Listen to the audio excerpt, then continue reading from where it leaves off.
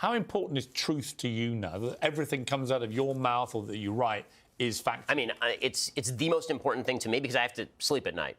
I mean, it's something that I try to think about as much as humanly possible is never lie to your audience. Never say to your audience a thing that you know to be not true, and try to follow the best data possible. And that does mean that you're very often having to be more nuanced than sort of the politics of the situation may allow. Because the easiest position in politics is always to take the hardest right or the hardest left position, the sort of most pure, most easily understood position, or to just play the easiest game of all, which is, again, my opponent is a bad guy. My opponent is a person who hates your guts. When we had our dust-up at CNN about gun control, for example, I'm not going to go over all that again, but had I been very different with you, if I'd been very, respectful and said, look, I'm a British guy, these aren't my laws, I'm just as horrified as you are by these massacres, and didn't talk about gun control, which I think has always been a terribly inflammatory phrase for many Americans. They don't want to be controlled.